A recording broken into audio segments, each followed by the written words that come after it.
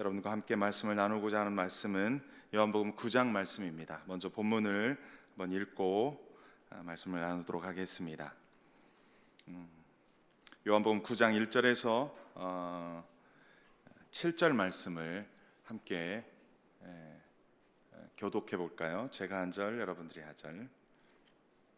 예수께서 길을 가실 때 날 때부터 맹인된 사람을 보신지라.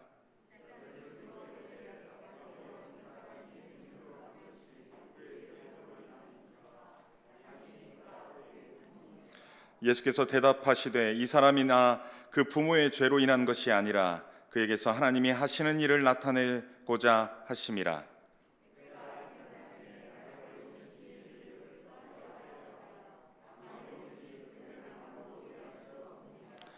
내가 세상에 있을 동안에는 세상의 빛이로라.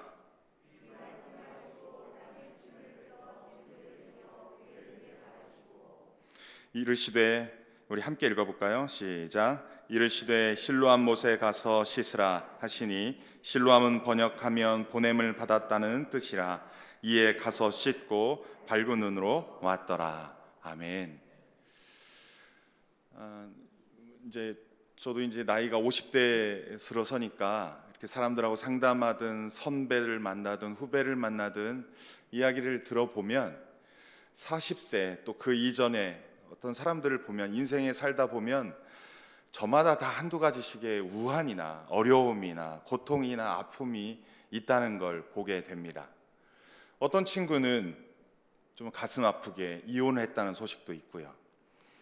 어떤 친구는 자녀의 문제 때문에, 또는 아내나 또 남편이나 또 부모나 저마다 고통을 수반하고 인생을 살아가고 그 근심거리를 갖고 살아가는 많은 사람들을 볼 수 있습니다. 아마 이 시간 예배드리는 모든 사람들 가운데 새해와 새로운 한 해가 시작되었지만 밝지 않은 것은, 마냥 즐겁지 않은 것은, 그러한 문제를 살고 가는 사람들의 입장에서 볼 때에는 매우 힘든 해를 또한 시작한다 볼 수 있습니다.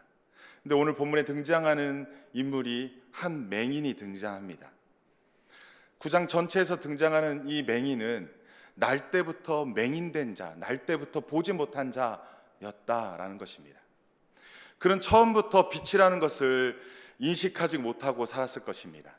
물론 희미하게 보이는 빛은 있을 수는 있지만 어떠한 것도 선명하게 볼 수 없는 그의 연약함을 늘 보면서 모든 사람이 나와 같지는 않을까라는 생각도 할 수 있을 것입니다.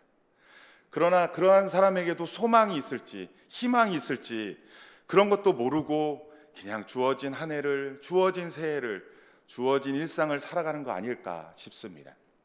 근데 그러한 자들에게 하나님께서 오늘 어떠한 은혜의 말씀을 주시는지 한번 보았으면 좋겠습니다.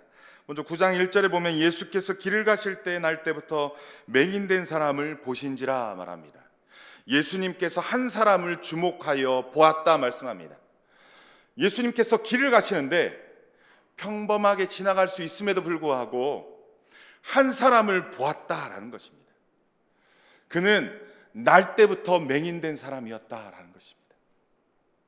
여러분, 하나님의 사람들을 하나님께서는 유심히 관찰하여 보시는 줄 믿습니다. 그 보실 때 어떠한 마음으로 보셨을까요? 긍휼한 마음, 사랑스러운 마음, 안타까운 마음, 그러한 마음으로 보시지 않았을까 싶습니다. 예수님께서 한 사람을 주목하여 보았을 때 평상시에 지나갔던 제자들 또한 예수님이 바라보는 그 시선을 향하여 그 또한 바라봅니다. 제자들 또한 예수님이 가는 시선을 향하여 보았다라는 것입니다. 주님이 보는 시선, 주님이 바라보는 시선에 제자들의 눈이 가는 건 당연해야 할 모습입니다. 주님이 가는 그곳에, 주님이 바라보는 그곳에, 주님이 마음 있는 그곳에 제자라면 바라봐야 할 것입니다. 그러나 문제는 예수님의 마음으로 볼 것이냐, 아니면 자신들의 세상의 관점으로 볼 것이냐의 문제입니다. 2절에 보니까 제자들이 물어 이르되 랍비여, 이 사람이 맹인으로 난 것이 누구의 죄 때문입니까? 묻습니다. 당시에요, 질병은 죄의 결과로 여겼습니다. 당시에는 어떠한 우환이 닥치면 그것을 죄의 결과로 보았습니다. 여러분, 그건 다 옳지는 않습니다. 근데 그 당시에는 모든 원인을 죄로부터 찾았습니다. 그의 부모의 죄 아니면 자신의 죄로 여겼다는 것입니다. 그것은 예수님의 마음과 전혀 다른 마음입니다. 예수님의 시각과 전혀 다른 시각입니다. 오늘 성경에서 예수님께서는 그 부분에 대한 질문을 뭐라고 말씀하십니까? 예수께서 대답하여 이르시되 이 사람이나 그 부모의 죄로 인한 것이 아니다 라고 말합니다. 예수님께서 첫 번째 말씀하신 것은요, 그 사람이 날 때부터 맹인된 것이 그의 잘못이 아니다, 그의 죄 때문이 아니다 뿐만 아니라 그의 부모 때문이도 아니다. 여러분, 우리 주위에 고통 당하고 있는 형제 자매가 있습니까? 아파하고 있는 형제 자매가 있습니까? 도저히 이유도 알 수 없고 원인도 알 수 없고 그 어떤 것도 알 수 없는 그 원인을 모를 고통과 고난을 우리는 함부로 평가해서는 안 될 것입니다. 괜히 세상의 잣대로 누구의 죄 때문이야? 부모의 죄 때문이야? 그 사람 죄 때문이야? 똑바로 살지 못했군, 이런 식으로 평가하지 않았으면 좋겠습니다. 혹시 모르죠. 정말로 그 사람의 부모 때문에 그 사람의 자녀가 고통당할 수 있고요, 그 사람으로 인하여 자기 자신이 고통당할 수도 있습니다. 하지만 적어도 우리 형제 자매가 볼 때는 절대로 그렇게 평가해서도 안 될 것입니다. 다만 그를 위하여 기도하고 하나님의 뜻을 구하며 하나님이 정말 긍휼 베풀기를 기도하는 것이 성도의 본연의 모습 아닐까 싶습니다. 어찌되었더냐, 예수님께서는 그의 잘못도 아니요 그의 부모의 잘못도 아니다라고 말합니다. 그러면서 예수님께서 날 때부터 맹인된 자에 대하여 그의 죄가 무엇을 인함입니까? 라고 물었던 그들에게 뭐라고 답합니까? 예수님께서는 그에게서, 그 맹인에게서 하나님이 하시는 일을 나타내고자 하심이라 말씀합니다.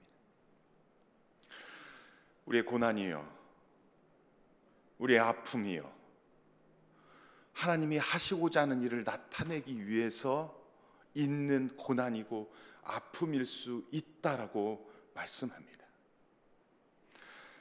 이 말씀은 다르게 해석하면요, 내가 잘못해서 하나님 앞에 범죄하여 받는 벌이라 할지라도 그것이 하나님을 나타내는 일이 될 수 있음을 도전하는 말씀 아닐까 싶습니다. 부모의 잘못을 인하여 자식이 고통당하고 있을지라도 그 고통당하는 그 고통, 아픔의 원인이 뭔지는 이유는 모르겠지만 그것으로 인하여 하나님이 하시는 일을 나타낼 수 있을 수 있다라는 것이 오늘 제가 본문을 보는 거에 도전을 받는 메시지입니다. 여러분, 본인의 잘못이든 부모의 잘못이든 그것이 아닌 다른 어떤 이유든 간에요, 여러분, 우리가 그렇게 기도했으면 좋겠습니다. 하나님, 우리의 상황이 하나님의 일을 나타내는 도구 되게 해 주옵소서. 하나님, 우리의 이 상황이, 우리의 이 어려움이 하나님의 일을, 하나님의 하시는 일을 나타내 보이는 도구 되게 하여 주옵소서. 코로나가 누구 때문입니까? 인류의 죄악 때문이고 환경을 파괴하는 인류의 죄악 때문이라고 말할 수 있지만 하나님이 이를 통하여 하나님의 일을 나타내 보여 주옵소서. 하나님, 내 자녀가 고통당하고 있는데 이것으로 인하여 하나님을 나타내 보이는, 하나님을 영화롭게 하는 귀한 도구로 사용하여 주옵소서. 이것이 우리의 기도 제목이 되어야 되지 않을까요? 오늘 이 말씀에, 여러분, 이 본문의 말씀에 하나님께서는요, 날 때부터 맹인된 사람의 그 상황이, 그 형편이, 그 문제가 하나님의 하시는 일을 나타내는 귀한 도구가 될 것임을 예수님께서는 선포하십니다. 그러면서 예수님께서는 4절부터 5절에 이런 말씀을 하시죠. 때가 아직 낮음에 나를 보내신 이의 일을 우리가 하여야 하리라 말씀합니다. 예수님께서는 당신을 보내신 하나님의 일을 할 것이라 말씀합니다. 그건 당연하시죠. 예수님께서 이 땅에 오신 목적을 성취하기까지, 그 보내신 하나님의 뜻을 성취하시기까지 단 하루도 쉬지 않고 매진하여 달려왔을 것입니다. 그런데 여기에서 우리가 주목하여 볼 것은, 예수님은 그렇다 치고요, 그 다음의 표현이 있습니다. 나를 보내신 이의 일을 누가 하여야 하리라고 써 있습니까? 예수님이 당연히 하여야 하는데 누가 하여야 한다고 표현하고 있습니까? 우리라고 표현하고 있습니다. 예수님을 보내신 하나님의 일을 예수님 당신은 당연히 하셔야 되는데 거기서 예수님께서 다른 제자들에게 우리가 하여야 하리라라고 말씀하고 있습니다. 여러분, 예수님이 하시는 일, 예수님이 그 하셔야 하는 일, 그것이 그대로 우리에게 와서 제자인 우리들이 해야 할 일인 줄 믿습니다. 제자인 우리들의 사명인 줄 믿습니다. 그건 예수님의 일이죠. 그건 예수님이 하실 일이죠. 그건 당신이 하나님께서 보내신 사명을 감당하시는 일이죠. 우리는 처음부터 그렇게 부르지 않았고 우리는 그렇게 부름받지 않았습니다. 우리 일이 아닙니다. 나는 거기까지 할 수 없습니다. 내가 할 수 있는 선 여기까지만 할 것입니다. 이렇게 말할 수 있습니까? 우리 주님께서는 분명하게 말씀하십니다. 나를 보내신 이의 일, 나를 보내신 그분의 일을 우리가 하여야 한다라고 말씀합니다. 여러분, 주님이 우리가 하여야 한다라고 하시는 메시지는요, 그때 당시에 예수님을 따르는 제자들에게만 말씀하시는 것이 아니라 오늘 우리에게 그대로 도전하는 하나님의 메시지인 줄 믿습니다. 이것이 우리가 하여야 하리라라고 하시는 그 예수님의 음성을 저와 여러분이 듣고 순종하러 하는 그러한 모습 되기를 주님의 이름으로 간절히 축원합니다. 그러면서요, 밤이 오리니 그때는 아무것도 할 수 없다라고 말씀하시는데 아마도 십자가에 못 박혀 죽으시고 그 죽으시는 그 시점이지 않을까 싶습니다. 따라서 내가 세상에 있는 동안에 세상의 빛이로라 하면서 그 빛의 사명을 온전히 감당해야 될 것을 말씀하십니다. 그러면서 예수님께서 6절과 7절에 하나님이 하시는 일을 그에게 나타내리라고 했던 그 부분을 행하십니다. 6절에 이 말씀을 하시고 땅에 침을 뱉어 진흙을 이기셨다 말씀합니다.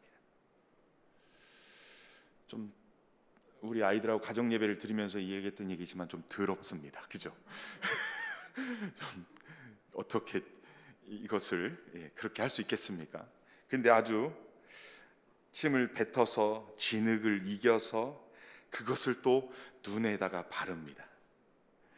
우리 아이들하고 얘기했지만 눈동자에다 바랐을 거냐, 눈꺼풀이 씌워진 그 위에다 바를 것이냐, 그런 얘기까지 좀 나눠봤는데요, 어찌되었더니요, 눈에다 발랐다라고 말합니다. 그렇게 바르시고요, 그에게 말씀하셨는데 실로암 못에 가서 씻으라 라고 말씀합니다.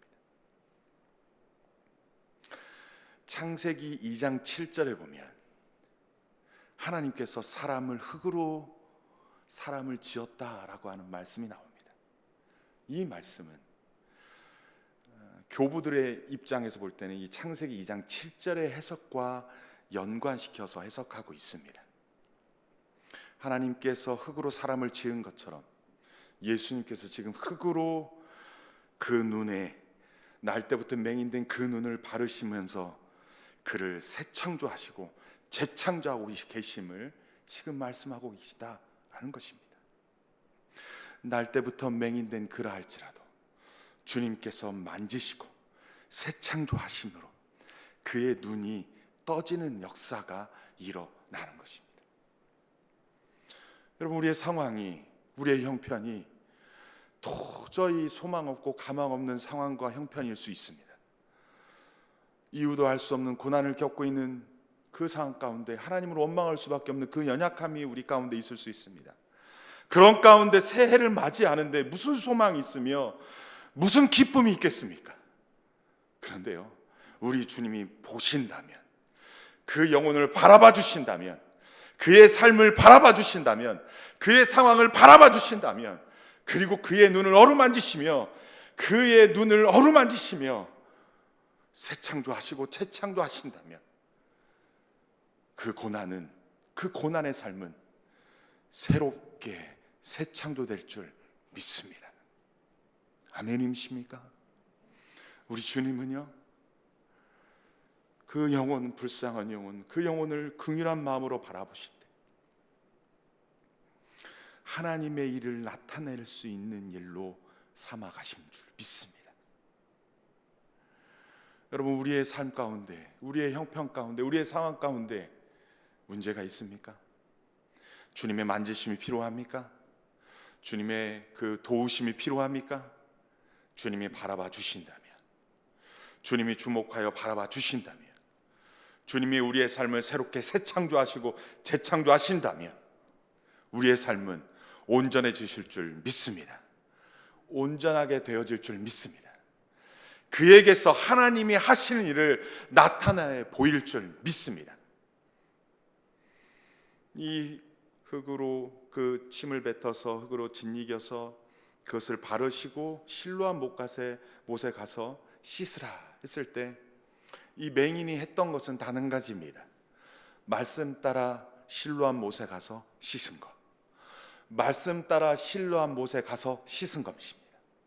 결과는 말씀 따라 순종했더니 결과는 뭐가 됩니까? 온전하게 그 눈이 밝아졌더라 말씀합니다. 여러분, 우리에게 하나님께서 말씀으로 새 창조하시며 우리의 삶을 어루만지시고 우리에게 이끄실 때 우리가 그 말씀 따라 나아감으로 말미암아 우리의 삶은 순종함으로 말미암아 새 창조될 줄 믿습니다. 이 날 때부터 맹인된 그는 그렇게 하나님의 말씀에, 다시 말해서 예수 그리스도의 말씀에 순종하며 나아가서 씻었더니 밝아졌습니다. 에이, 더러워, 이게 뭐야, 이렇게 하지 않았습니다. 그냥 그 말씀 따라 갔습니다. 그냥 그 말씀 따라 순종했습니다. 씻었습니다. 아주 단순하고요, 아주 명확하게요, 말씀대로 그냥 가서 말씀대로 순종한 결과물입니다. 말씀을 재해석하지 않았습니다. 말씀을 다르게 해석하지 않았습니다. 주님의 말씀이라면 그렇게 가서 순종한 결과물입니다. 이 맹인은요, 육신이 치유받았습니다. 육신이 깨끗함을 받았습니다. 주님께서 새 창조하시고 재창조하신 그 놀라운 것을 경험했습니다. 근데 여러분, 우리가 기억하지요.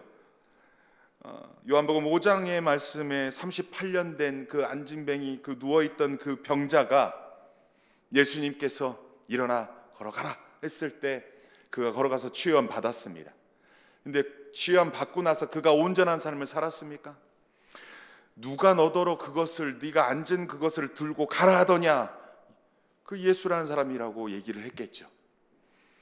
근데 나중에 그가 예수님과 한번 만났습니다. 예수님께서 그에게 하신 말씀이 있습니다. 그의 5장 14절의 내용인데, 그 후에 예수께서 성전에서 그 사람을 만나 이르시되, 보라, 네가 나았으니 더 심한 것이 생기지 않도록 다시는 죄를 범하지 말라 하시니, 그 사람이 유대인들에게 가서 자기를 고치신 이는 예수라 하니라 라고 말합니다. 여러분, 이건 다른 표현으로 말하면 고자질한 겁니다. 너를 누가 안식일에 그 물건을 들고 가라고 그래서 안식일을 범하게 했느냐? 예수라는 사람입니다. 그가 예수라는 사람입니다라고 고자질한 결과물입니다. 예수님께서 분명히 다시는 죄를 범하지 말라고 했음에도 불구하고, 그는 그 육신이 치유받았는데도 불구하고, 그 예수님으로 말미암아 치유받았음에도 불구하고 또다시 자신을 치유하신 예수님을 고자질한 겁니다. 육적 치유가 영적 치유를 보장하지 않습니다. 육신의 치유가 영적 치유를 보장하지 않습니다. 그런데 오늘 날 때부터 맹인된 이 사람의 모습은 어떻습니까? 여러분, 이 사람이 치유함 받고 눈이 밝아지고 난 다음에 돌아왔는데, 8절 이하에 보니까요, PPT 한번 볼까요? 8절 이하에 이웃 사람들과 전에 그가 거린이었던 것을 보았던 사람들이 이르되, 야, 이는 전에 앉아서 구걸하던 그가 아니냐라고 말하고, 어떤 사람은 아니야, 그가 맞아 라고 서로 다투고 했다라는 것입니다. 서로 다투고 했다라는 것입니다. 도대체 어떻게 해서 네 눈이 밝아졌느냐라고 10절에 묻습니다. 그들이 묻되, 그러면 네 눈이 어떻게 떠졌느냐라고 묻습니다. 그랬더니요, 그 날 때부터 맹인된 사람, 눈이 밝아진 그 사람이 11절에 뭐라고 합니까? 대답하되 예수라는 그 사람이 진흙을 이겨 내 눈에 바르고 나더러 실로암 못에 가서 씻으라 하기에 가서 씻었더니 보게 되었노라 말씀합니다. 맹인은요, 지극히 자신이 육신의 치유함 받은 그것에 정확하게 가감하지 않고 있는 그대로 정직하게 말했습니다. 예수라는 사람이 나더러 가서 씻으라 하더이다. 진흙을 발라갖고 씻으라 하기에 나는 그렇게 했을 뿐인데 눈이 밝아졌다라고 얘기한 겁니다. 그러니까 그가 날 때부터 맹인된 사람이었고 예수라는 사람이 그가 치유한 거구나라는 것을 모든 사람이 아는 거예요. 다음 말씀 한번 볼까요? 13절 이하에서 이제 그 사람들이 이 날 때부터 맹인되었다가 치유함 받은 사람을 데리고 이제 바리새인들에게 데리고 갑니다. 공적으로 치유함 받았다는 것을 보여주고 나타내기 위해서 아마도 그랬을 것입니다. 그런데 14절에 이러한 표현이 있습니다. 예수께서 진흙을 이겨 눈을 뜨게 하신 날은 안식일이라 말씀합니다. 안식일에 진흙을 이기는 것 자체가 안식을 범하는 범죄라고 당시 율법에는 얘기하기 때문에 이것은 범죄다 얘기를 하는데, 눈이 떠진 것은 또 놀라운 사건이죠. 16절 이하에서 바리새인 중에 어떤 사람은 말하되 이 사람이 안식일을 지키지 아니하니 하나님으로부터 온 자가 아니라, 또 어떤 사람은 말하되 죄인으로서 어떻게 이러한 표적을 하야겠느냐 하며 그들 중에 분쟁이 있었더라 말합니다. 날 때부터 맹인된 사람이 치유함 받았고 고침 받았는데 이제 이 바리새인들끼리 다투기 시작합니다. 하나님으로부터 온 사람이냐 하나님으로부터 오지 않은 사람이냐. 하나님으로부터 오지 않았다는 이유는요, 안식일을 범했다는 이유입니다. 서로 다투니까요, 이 바리새인들이 도대체 이게 어떻게 된 것인지 정의 내리지 못하고 17절에 그 바리새인들이 그 날 때부터 맹인된 사람에게 묻습니다. 이에 맹인되었던 자에게 다시 묻되 그 사람이 네 눈을 뜨게 하였으니 너는 그를 어떠한 사람이 하느냐. 네가 한번 너의 눈을 뜨게 한 사람이 어떤 사람인지 정체를 한번 네가 밝혀봐라. 네가 정의를 한번 내려봐라 얘기를 합니다. 정말 말도 안 되는 얘기죠. 종교 지도자라는 사람들이 정의 내려야 될 상황을 지금 맹인에게 정의 내리라는 표현을 하고 있습니다. 자, 맹인은 어떠한 사람이라고 대답합니까? 대답하되 선지자니이다. 하나님으로부터 기름받았고 하나님으로부터 보냄받았으며 하나님의 뜻을 전하시는 선지자니이다 라고 말합니다. 앞부분의 바리새인들은 하나님으로부터 보냄받은 사람이라고 인정할 수 없다 하지만 지금 맹인은 하나님으로부터 보냄받은 사람이다라고 인정하고 고백하는 그 예수를 시인하는 모습으로 나타납니다. 맹인은요, 지금 자신에게 벌어진 일을 가감없이 있는 그대로, 그리고 자신을 눈을 뜨게 한 그 사람에 대해서 가감없이 있는 그대로 정직하게 진실하게 답변만 했을 뿐입니다. 그것이 이 날 때부터 맹인된 사람의 아주 좋은 모습이죠. 다음 말씀 볼까요? 18절 이하에서는 어떠한 일이 있습니까? 이제는 고침받은 이 사람을 두고 유대인들이 이제 더 추궁하기 위해서 그의 부모를 불러냅니다.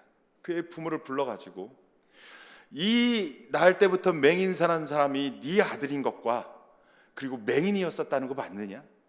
그리고 어떻게 눈을 뜨게 됐는지를 묻습니다. 근데 이 부모의 대답이 매우 중요합니다. 20절에 그러한 말씀이 있습니다. 우리 20절 말씀을 함께 읽어볼까요? 시작.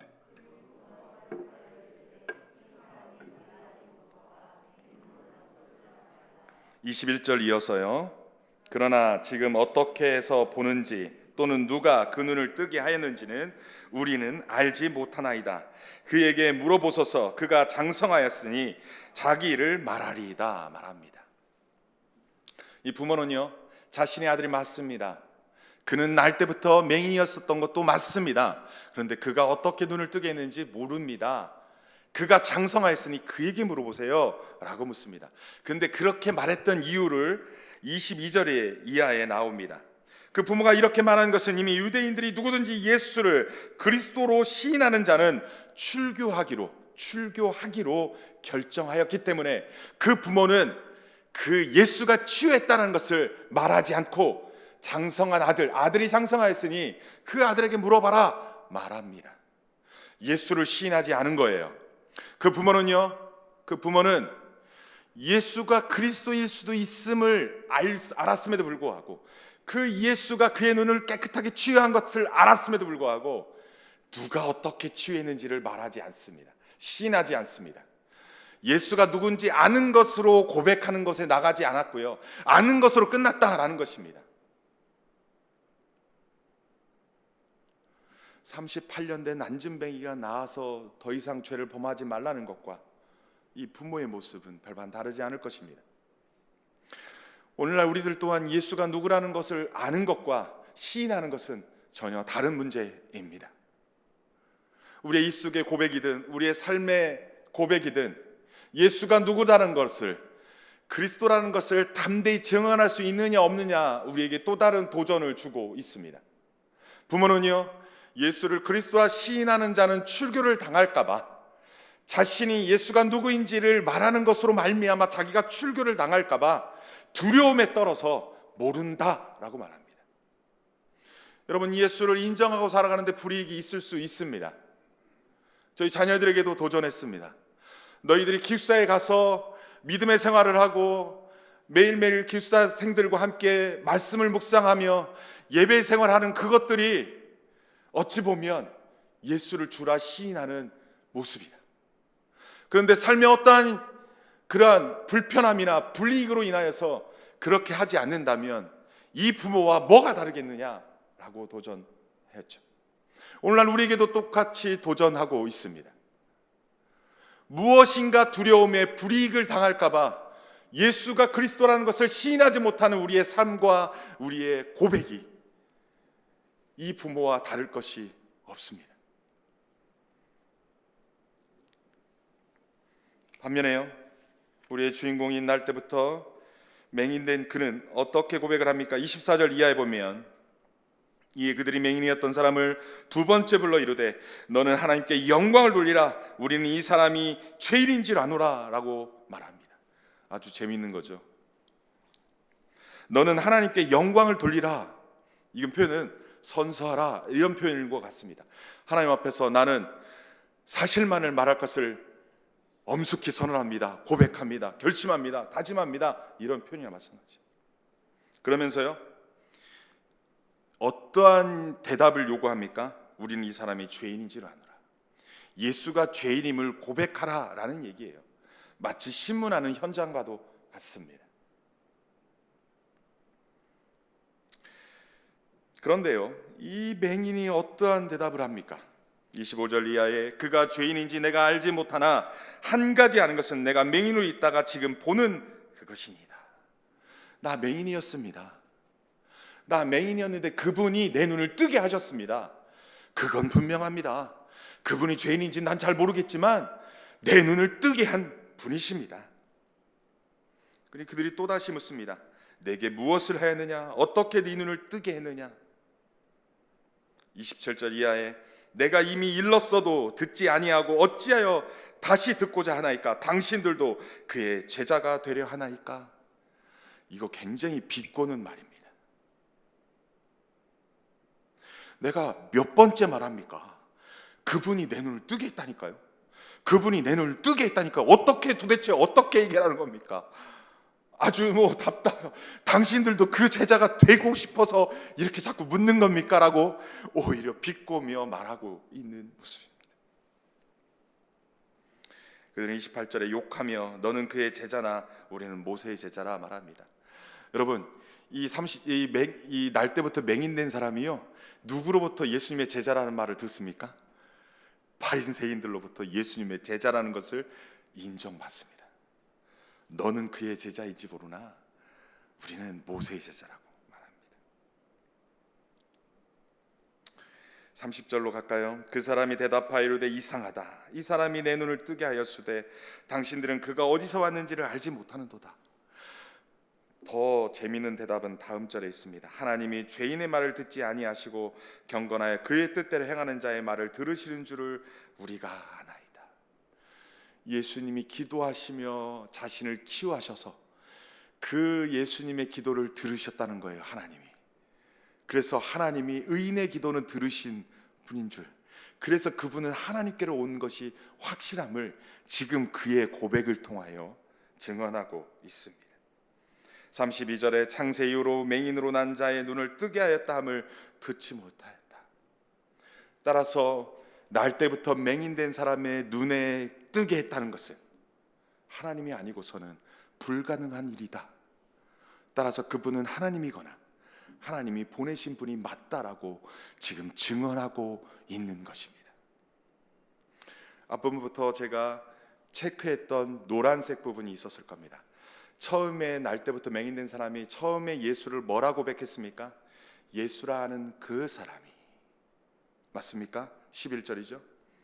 그 다음에 그가 너는 누구라 하느냐 바리새인이 이야기할 때 그 날 때부터 맹인된 자가 그를 뭐라고 했습니까? 선지자라 고백했습니다. 이제 정말로 중요한 메시지가 이제 그 다음에 나오죠.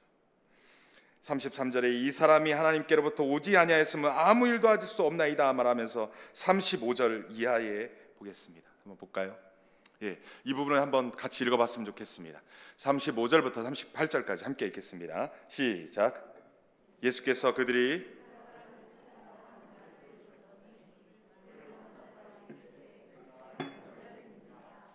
답하여 이르되 주여 그가 누구시오니까 내가 믿고자 하나이다. 예수께서 이르시되 내가 그를 보았거니와 지금 너와 말하는 자가 그이니라. 이르되 주여 내가 믿나이다 하고 절하는지라.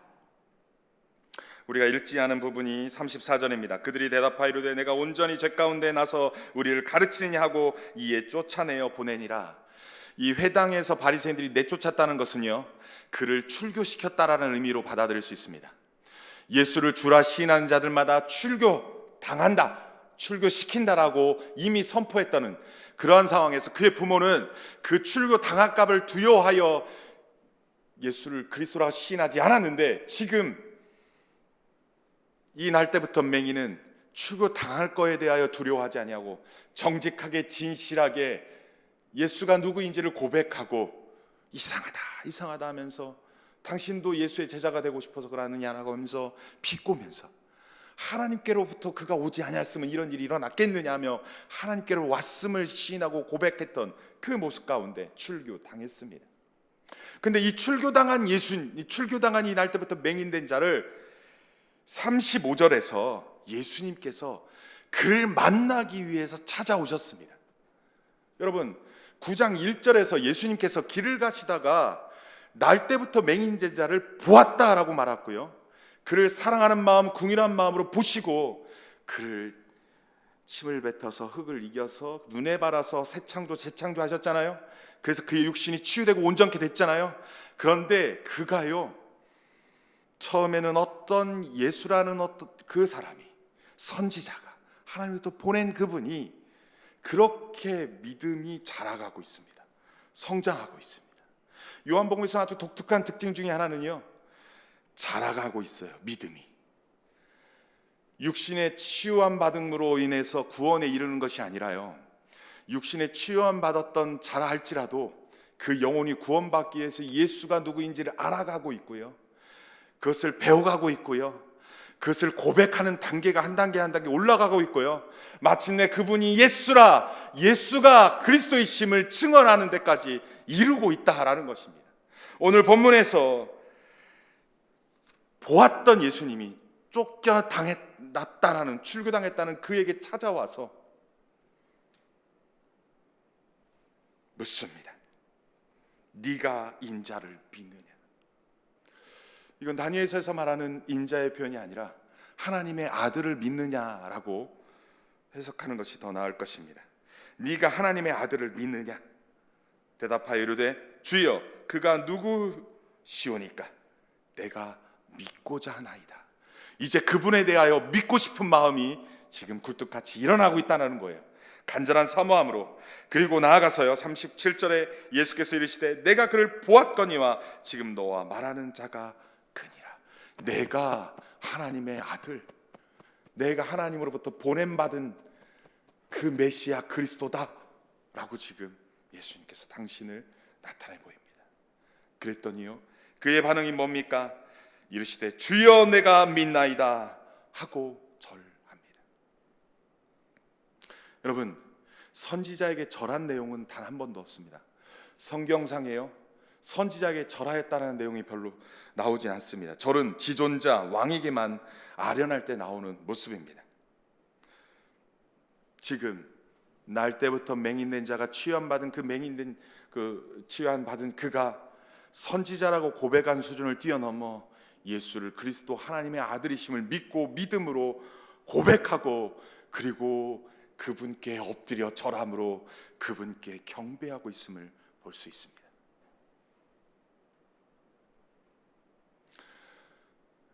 하나님께서 하시는 일을 나타내고자 하신 주님의 뜻이 그 9장 앞부분에 등장하는 하나님의 일을, 그에게서 하나님이 하시는 일을 나타내고자 하신다라고 하는 그 일을 지금 나타내고 있음을 보여주고 있습니다. 처음에는 잘 몰랐어요. 그냥 주님의 말씀 앞에 순종으로 나아갔어요. 그냥 있는 그대로 말씀 따라 나아갔어요. 에이 더러워하며 나아가지 않고 주님의 말씀으로 나아가서 신라한 못에 가서 씻었어요. 눈이 밝아졌어요. 사람들이 다투면서 이 안식일을 범한 자야, 또는 너 왜 너를 치유한 사람이, 너를 낫게 한 사람이 누구야 라고 끊임없이 얘기하지만 그의 부모는 담대히 시인하지 않고 출교당할까를 두려워했지만, 이 고침받은 맹인의 그 모습은 예수를 선지자로, 나아가 그리스도로, 메시아로, 하나님의 아들로 온전히 믿고 믿음의 고백을 하며 나아가 온전히 경배하는 그 모습까지 나아갔습니다. 저는 여러분에게 이 말씀을 묵상하면서 도전받은 메시지가, 우리의 상황이 어떠하든지 우리의 상황을 통하여 하나님이 하나님의 일을 나타내고자 하신다는 것을 잊지 않았으면 좋겠습니다. 우리의 믿음이 아주 밑바닥인지 모르겠어요. 그렇지만 있는 그 자리에서 있는 그대로 정직하고 진실하게 고백만 하면 됩니다. 이웃 사람들이 야 너 그때 그 사람 아니야? 너 그때 그 사람 아니야? 아니야, 맞아, 아니야, 이렇게 말해도 내가 그니라. 예수라는 어떤 그 사람이 와서 흙으로 내 눈을 발라보고 신랑 못에 가서 씻으라 했더니 내가 그 말씀 따라 씻었더니 눈이 밝아졌더라. 있는 그대로 고백하며 있는 그대로 증언하며 있는 그대로 말만 하면 우리를 통하여 하나님이 하나님의 일을 나타내실 줄 믿습니다. 우리의 삶이 어떤 환경이고 어떤 상황이고 어떤 모습이랄지라도 그 상황을 뛰어넘어서 우리의 삶이 새롭게 재창조하실 줄 믿습니다. 여러분, 우리를 이미 구원받은 줄 믿습니다. 새 창조한 줄 믿습니다.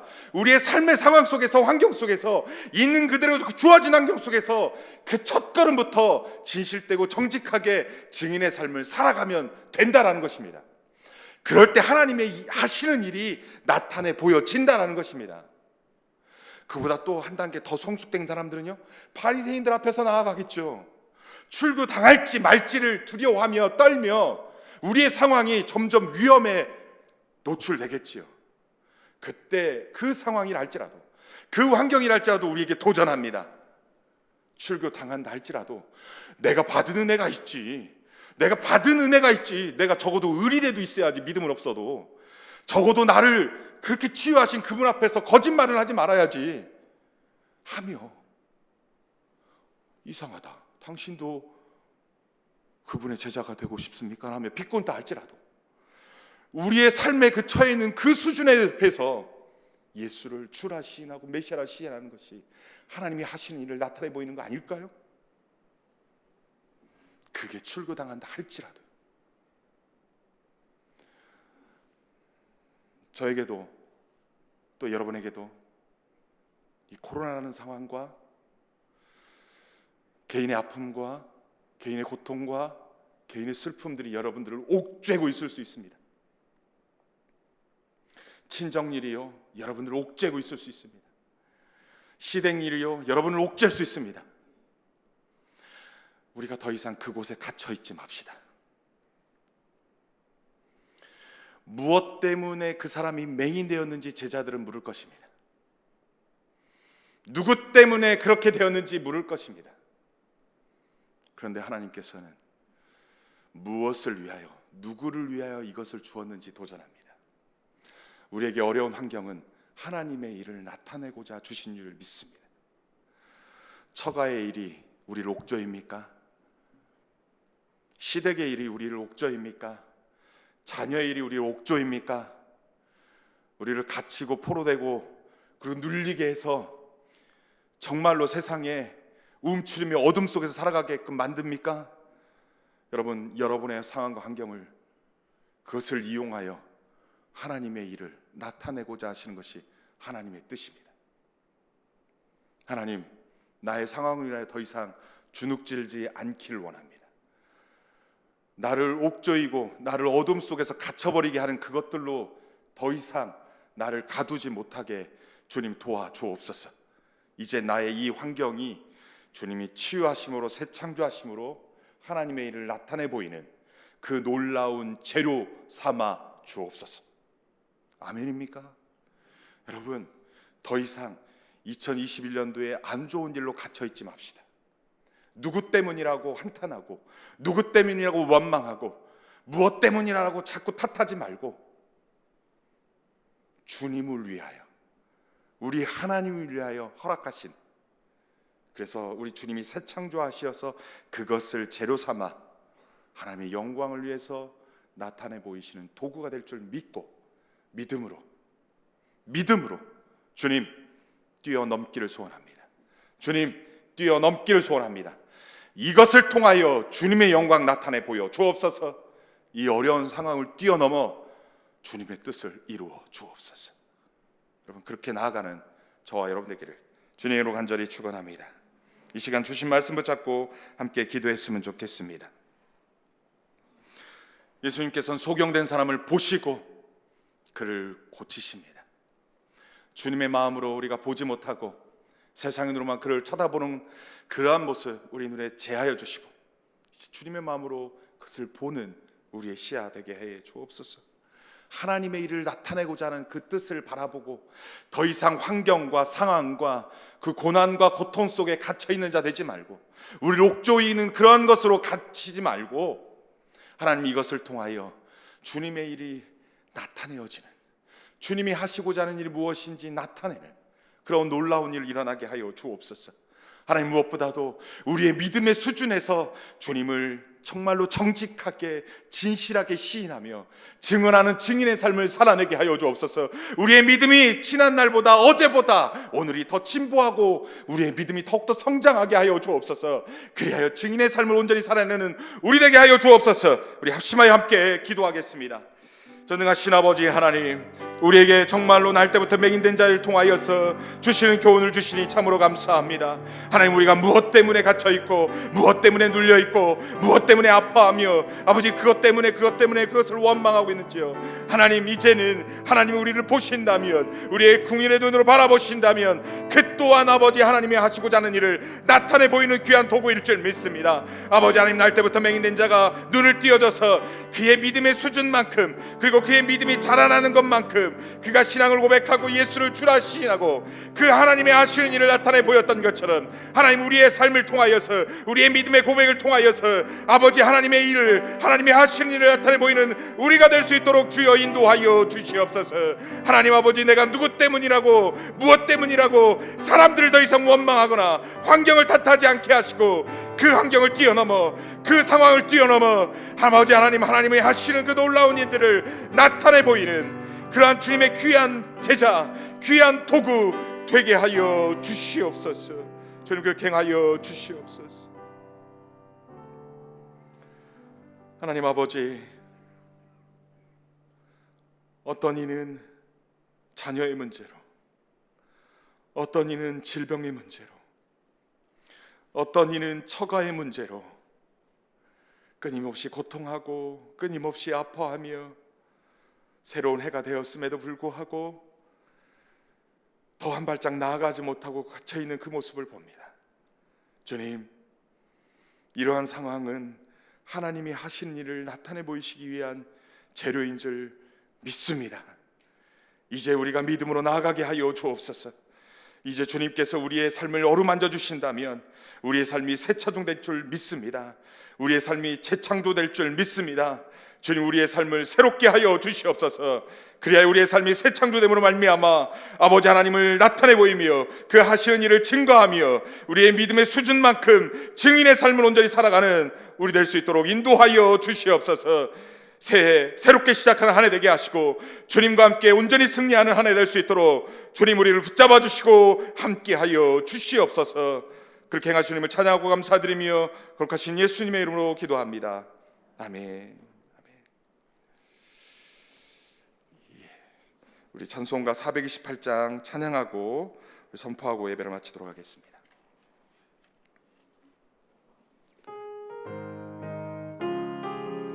우리 박수 치면서 힘차게 하겠습니다.